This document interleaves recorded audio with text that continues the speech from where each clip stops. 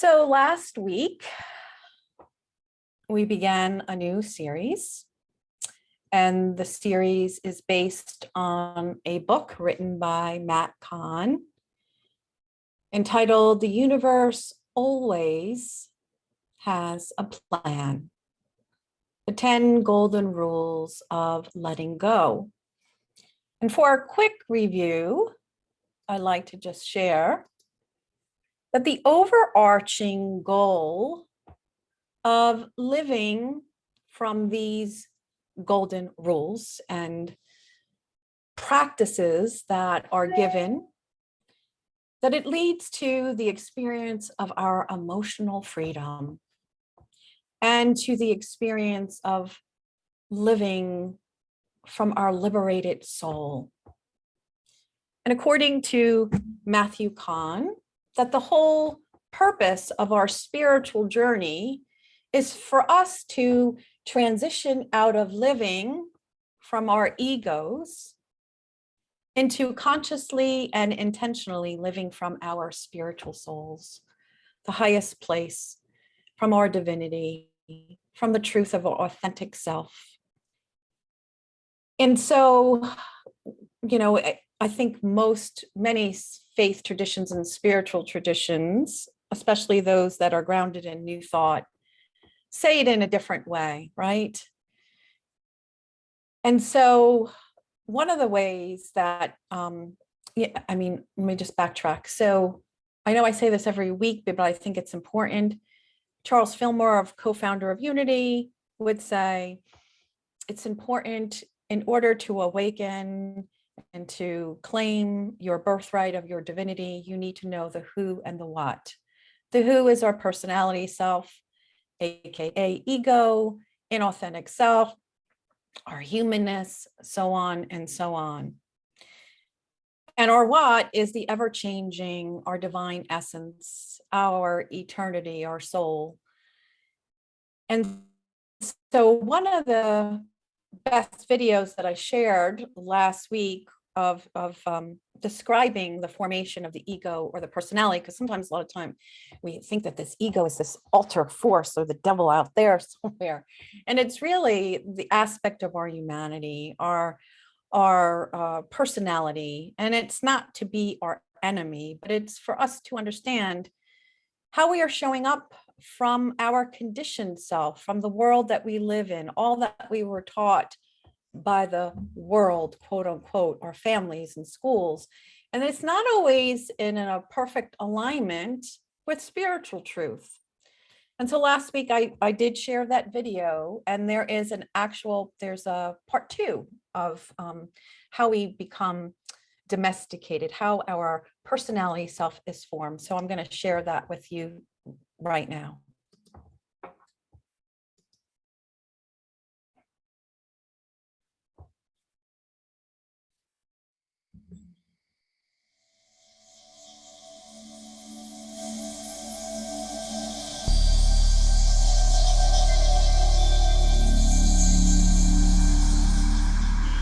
Just as the government has a book of laws that rule the society's dream, our belief system is the book of laws that rules our mind.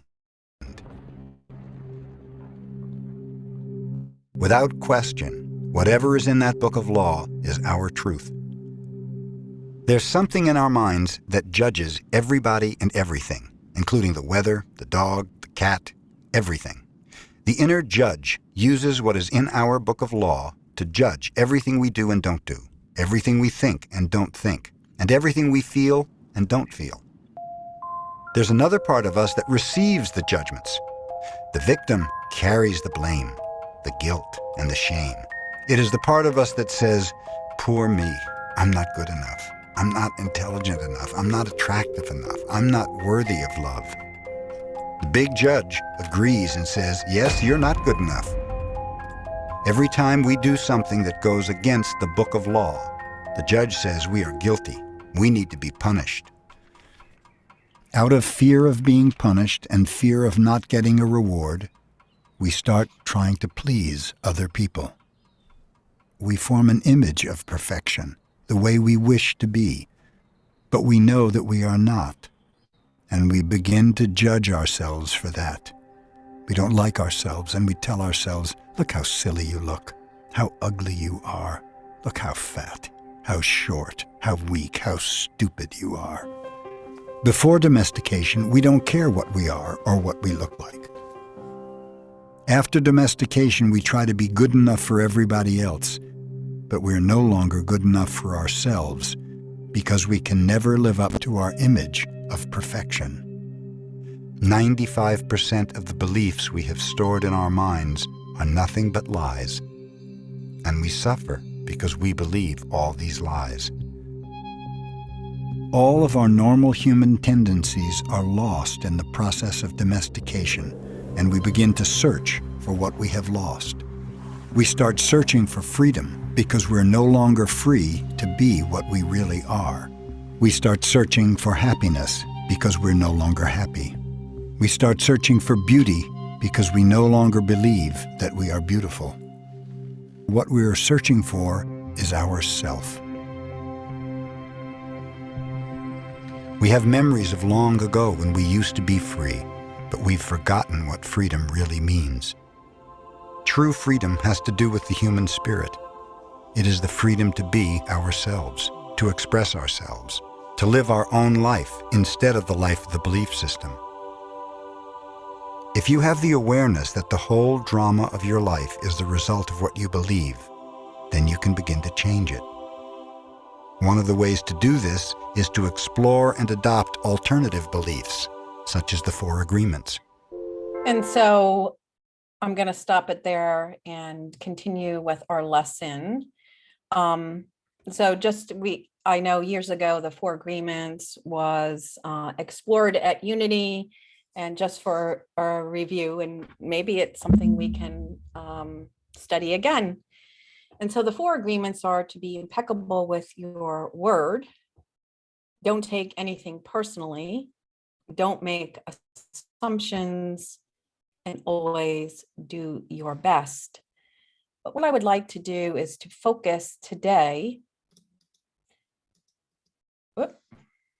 on an excerpt that was spoken about in that video that I just shared with you about happiness. After domestication, we try to be good enough for everything else, but we are no longer good enough for ourselves. We can never live up to our image of perfection that we took on from the projections of others.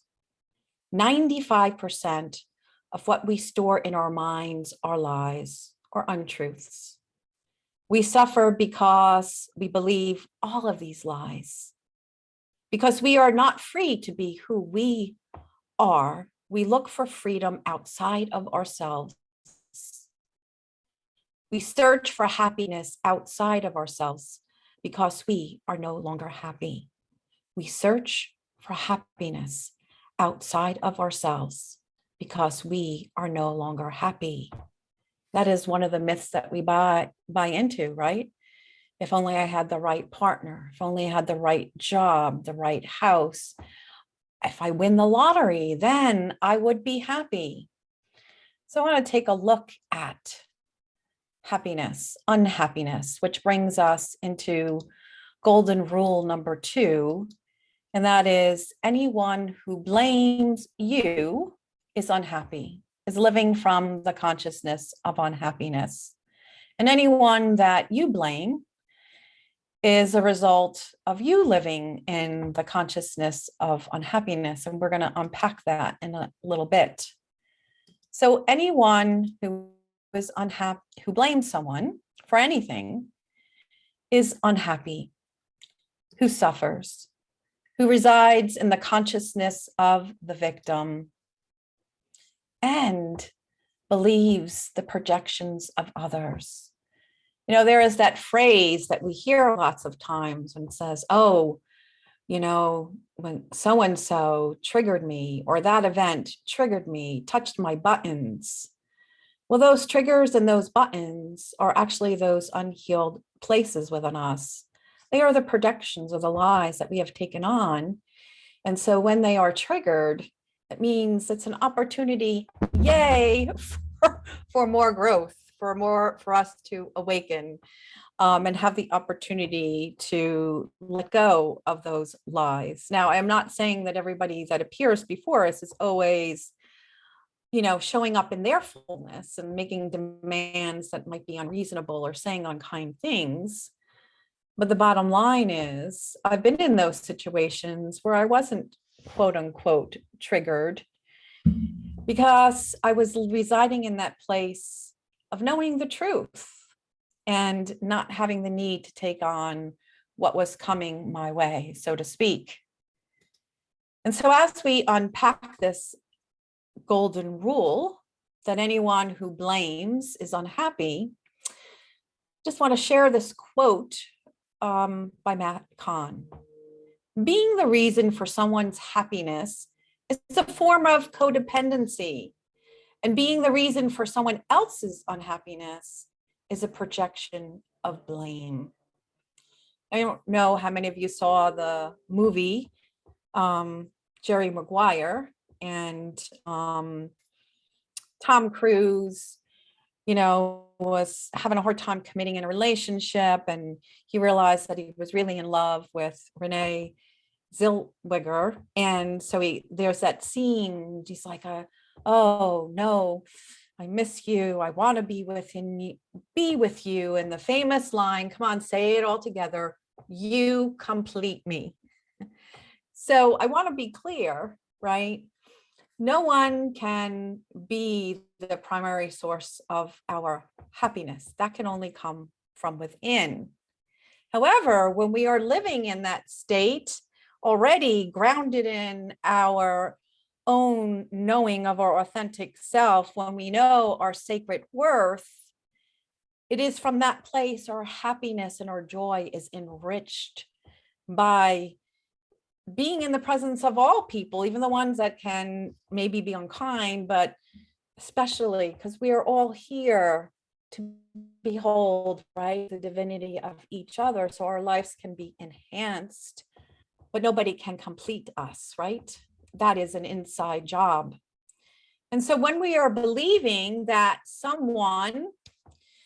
we are responsible for someone else's happiness, or we're expecting someone to be responsible for our own happiness, then we are living from that domesticated self of our personality self, the who of who we are, as Charles Fillmore would say, our humanity.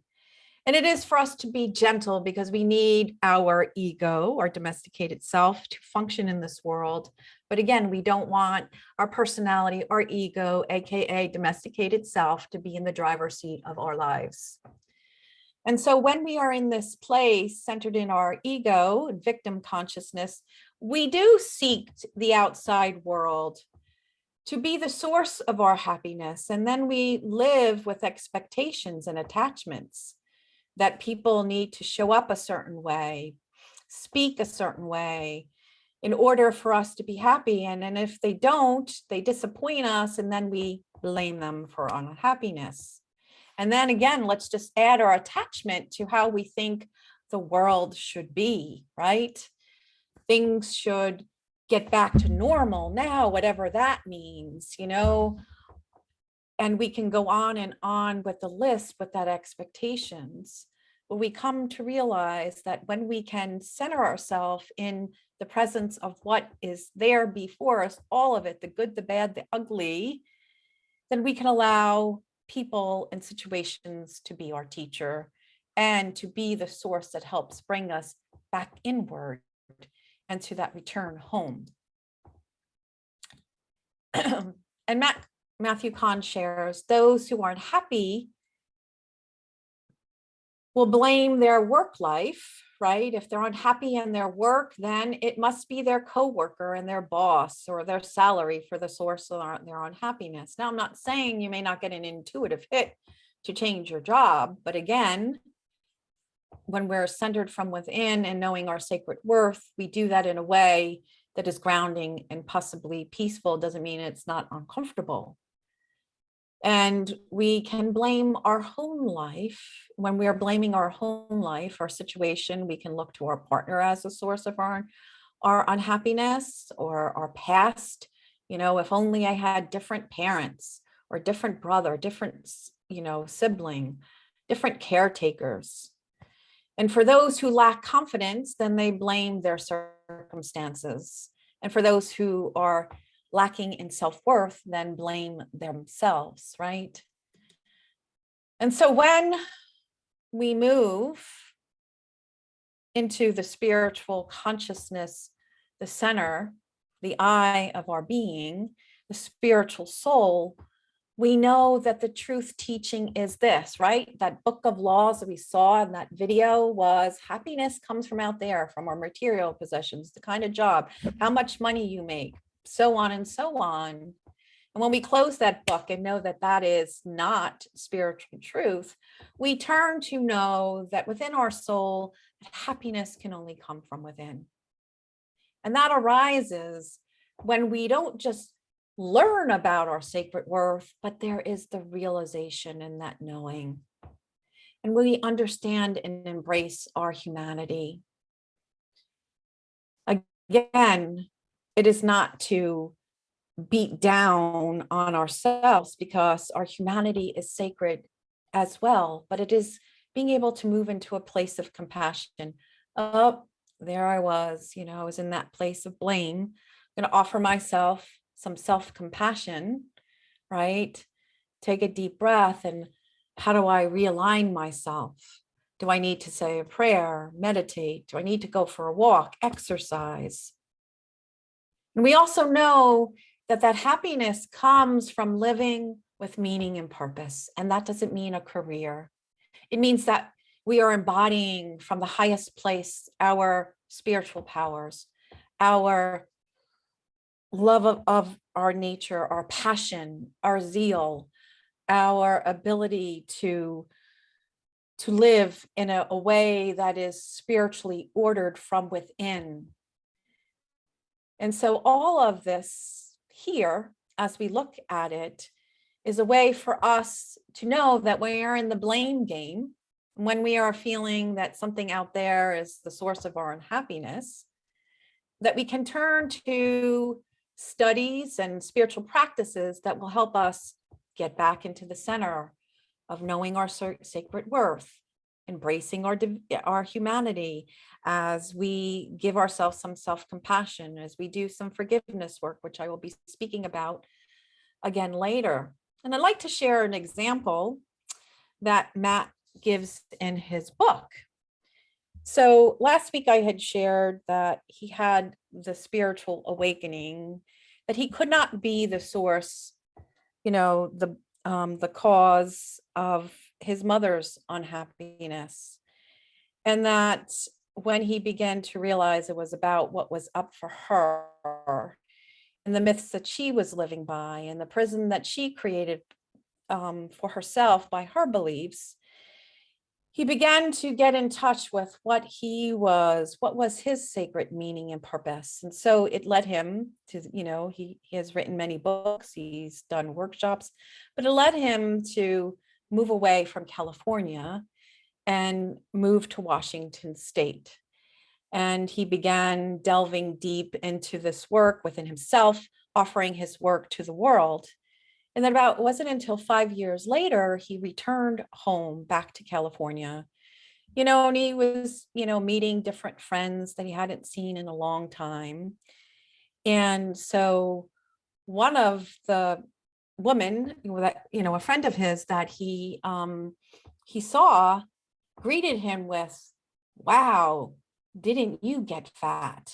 So we can all say that can be, if somebody says that to you, that could be the source of your unhappiness, right? Or your blame. But he said he didn't go there. He was like, he just made a comment. Yes, he said, I did put on a factual statement. I did put on 10 pounds, but there was no button pushed from within. He was living in that space of knowing his sacred worth. That wasn't about his poundage. and he was centered, and his heart was open to this woman who came before him and was knowing the truth of what was going on for her. And so he then began to ask her some questions, taking an interest in what was going on. And then he began to share, started to share a little bit about his, how he's come home to himself and that he's now living with some meaning and purpose. And then she just, shared her disdain with him, like, how come I wasn't important enough that you should call me so I knew that you were coming into town? And so there he stood again in his truth, connected to his sacred worth. And all of a sudden the woman took a phone call and she said, oh, I'm sorry, I gotta go. And he left peacefully. And how many of you have had that experience where you've had an unforgiveness or something, a myth that you bought into about yourself? And then, a myth you bought into with someone else in your life, or you had a breakup, or you left a job and you did that deep dive and you moved from blaming them. Not saying, again, other people don't always show them their happiness, but you did that deep dive within to see, where was I not in alignment with the truth of me? Where was I not living in my wholeness? And when you can discover that and reclaim it, you allow people to be where they are. And then you can be that source of love and to offer the space of compassion and of forgiveness, which is where I want to go. So when we know that we are in that place of blaming, that we are having attachments to how our loved ones should be, and what they should do, what they should say, and that our circumstances should be a different way, and we need that shift. We need to shift into the soul. And all that I just shared on the previous slides are all ways for you to help make that shift back to the truth. And Matt offers within Golden Rule number 2 some exercise, and you're going to see forgiveness throughout many of these lessons. And he just gives you a little bit more of a gem on forgiveness each time. We're going to look at the Golden Rule mantra for number 2. And again, it's always a call for us to embody our divine nature. Where are we not acting from our wholeness? And so for a review again, Charles Fillmore, co-founder of Unity, reminds us that forgiveness is the process of giving up false for the true, letting go of error consciousness. And so here, what will we be giving up? That you are the source of my happiness, or that you are to blame for my unhappiness. And also all of those myths that we believe that are so untrue about ourselves, where we are harsh with ourselves, where we are judgmental of others, those are all through the process of forgiveness. We are asked to surrender so that we can move from that victim consciousness into the truth of our being. And so forgiveness, according to Matt, he shares some more gems. I know last week I shared some gems that he gave us in the last chapter, but he shares that forgiveness is one of the highest functions of our soul. It is a grace-filled act of deep compassion that we offer ourselves and that we offer others. He also states that true forgiveness is recognizing the relationship between people's most hurtful choices to the degree of their unhappiness and where they are residing, whether they are residing in the myth or the truth of their being. Forgiveness is not just accepting an apology, it is the willingness to respond to hurt by saying,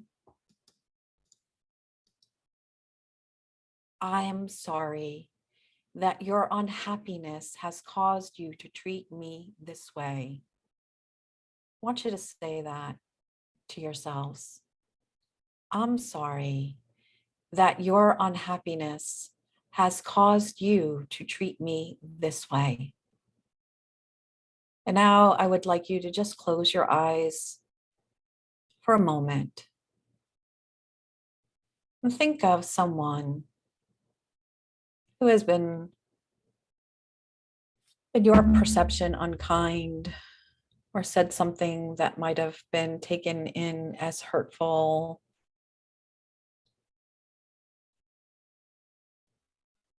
Now I'd like you to say these words as you hold an image of that person. I am sorry that your unhappiness has caused you to treat me this way. I am sorry that your unhappiness has caused you to treat me this way. And just notice what is alive within your heart, within your body, as you take a deep breath.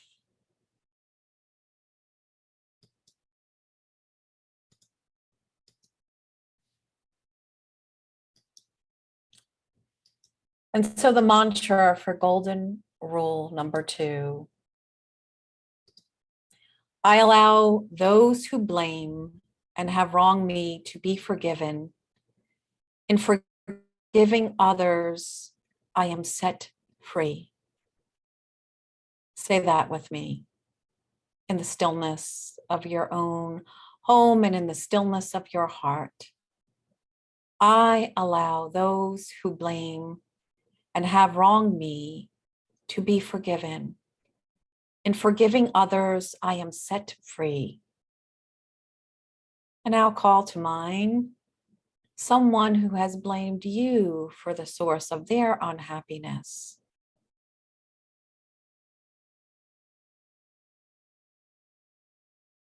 And now, as you sense their presence, affirm these words.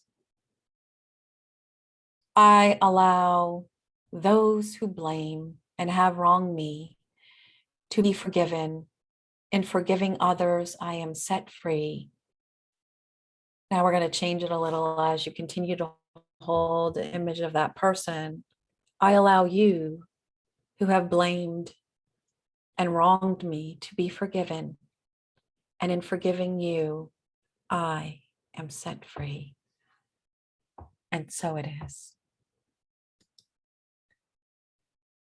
And so once you start to align with the true essence of forgiveness, you no longer require the world to show up, to show you its unhappiness by overlooking or mistreating you.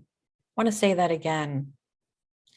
Once you start to align with the true essence of forgiveness, you no longer require the world to show you its unhappiness by overlooking or mistreating you.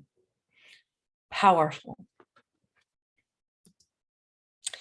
And so he invites us all into forgiveness exercises. And I know there's all different kinds, but here is his that he shares.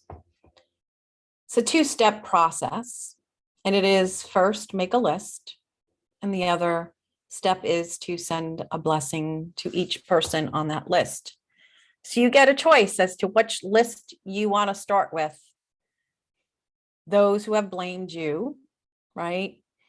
Maybe you've offered amends to someone, but they have not maybe accepted it, right? Who continue to hold you in that past, in that time. So making a list of those individuals. Or how about making a list of all who you have blamed for your wounds, your unhappiness, your suffering? And then the other list is to make a list of those individuals, even nations who suffer. Barbara DeAngelis in The Choice of Love says that she will give herself a certain amount of time where she will watch the news, and she will use that. She will write down the suffering of the world instead of getting hooked in. She knows that she is a conscious light worker here, not to close off the world, but here to be a source of healing to the world. So she makes a list and she will hold those individuals, those countries in prayer. So then when you have that list made, now you have the opportunity to do a meditation, a prayer, to send a blessing. There are so many affirmations that you create. You know, I created the meditation this morning that we engaged in and release ourselves from attachments to the outside world, and so on and so on. And so I've shared those mantras and statements this morning from Matt Kahn that you can use. I allow those who blame and have wronged me to be forgiven. In forgiving others, I am set free. So in that list, as you're going through that list of those people who still hold you in unforgiveness, after each time you say their name, you could tweak this, make it your own. You can affirm that as you center yourself in your heart. And then here, the second one, which is the mantra, I am sorry that your unhappiness has caused you to treat me that, no, I'm sorry. The first one is the mantra. Second one, I am sorry that your unhappiness has caused you to treat me this way when you feel that you have been wrong. To go through that list of those people you blame or feel you have wronged, and you could offer that. There's also loving kindness. Metta, we did a form of this last week. You can say their name. May you be safe. May you be happy. May you be healthy. May you be free from suffering. May you be peaceful. May you be filled with loving kindness. These are just a sample of some of the blessings that you can send out to those people in the forgiveness exercise who are on your list. I'd like to close with a very powerful gift that forgiveness offers us, that Matt shares with us all. Forgiveness is not a way of justifying cruel behavior. It is a way of refusing to store someone else's unhappiness in your cellular body as memories of mistreatment. Each time you forgive, the imprint of someone's unconscious act leaves in your body, is cleared out and returned to their energy field as a blessing of evolution. From this standpoint, the act of forgiving helps not only to free others from the unhappiness causing them to withdraw, shut down, or lash out, but also to free you from walking this earth as anyone's victim. From this depth of understanding, forgiveness is not passive submission, but an active form of liberation and action. From this depth of understanding, forgiveness is not passive submission, but an active form of liberation in action. And so, my friends, in closing, when you find that you are blaming the world, situations, yourself for your unhappiness, remember golden rule number 2, anyone who blames is unhappy. And then you have the opportunity to make a soul shift, to do forgiveness work, to do the blessings to yourself, to other individuals, to shift back to the truth of your authentic nature, to know at the depth of your being your sacred worth. And from that place, only joy and happiness can spring forth from within you. Have a blessed day. Namaste.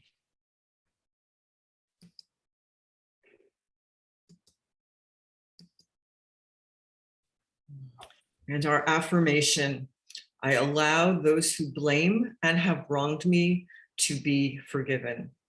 In forgiving others, I am set free.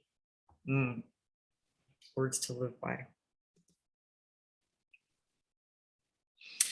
At this time, our guardian angel will stop recording our service.